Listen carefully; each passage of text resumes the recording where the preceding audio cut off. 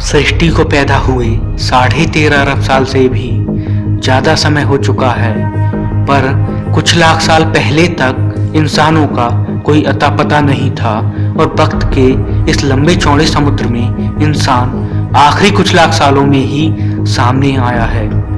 हम जितना भी इतिहास जानते हैं वो इन आखिरी 6000 सालों का है। वो तमाम बादशाह, लड़ाइयाँ, नई जगह, नई खोजें, इतिहास की किताब का हर वाकया इन आखिरी कुछ हजार सालों में ही मौजूद है।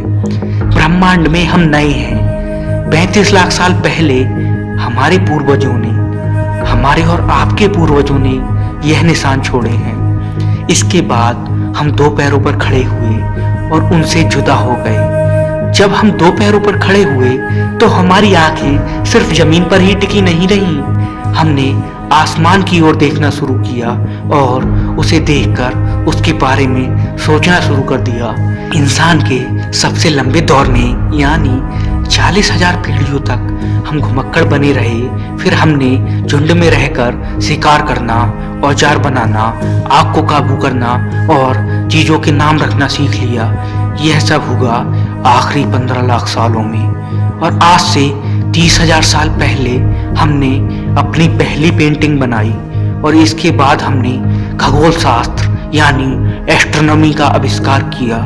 असल में हम सभी के पूर्वज खगोल शास्त्री ही थे। हमारे जिंदा बने रहने के लिए जरूरी था कि हम तारों को पढ़ सकें ताकि सर्दियों के आने और जंगली जानवरों के झुंड के माइग्रेशन का पता लगा सकें। और करीब 10,000 साल पहले हमारे रहने के तौर तरीके में बहुत बड़ा बदलाव हुआ। हमारे पूर्वजों ने माहौल को बदलना, जंगली पौधों और जानवरों को अपने बस में करना, खेती करना और एक जगह रहना शुरू कर दिया। इसने सब कुछ बदल डाला। हमारे इतिहास में पहली बार हमारे पास अपनी जरूरत से ज्यादा सामान था। हमें उसका हिसाब किताब रखना जरूरी था और करीब 6000 साल पहले हमने लिखना सीख लिया और हम बहुत जल्द ही अनाज का हिसाब किताब रखने से आगे बढ़ गए। लिखने की बदौलत ही हम अपने विचारों को सहेज पाए और उन्हें दूसरों और अगली पीढ़ियों तक पहुंचा पाए। मिट्टी की मोहरों पर बनी इबारतों के जरिए हमने खुद को अमर बनाने का तरीका भी खोज निकाला और करीब मुश्किल से 800 साल पहले ही दुनिया के दोनों छोरों को एक दूसरे का पता चला था। और आखिरी कुछ 100 सालों में हमने विज्ञान का इस्तेमाल करके कुदरत के राज और उसके नियमों के बारे में जानना शुरू किया है।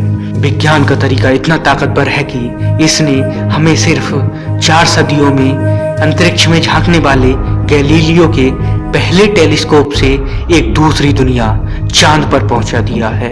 इसने हमें अंतरिक्ष और समय के पार जाकर अंतरिक्ष में हम कहाँ हैं इस बारे में सोचने पर मजबूर किया और आज अंतरिक्ष हमारे जरिए खुद को जान रहा है।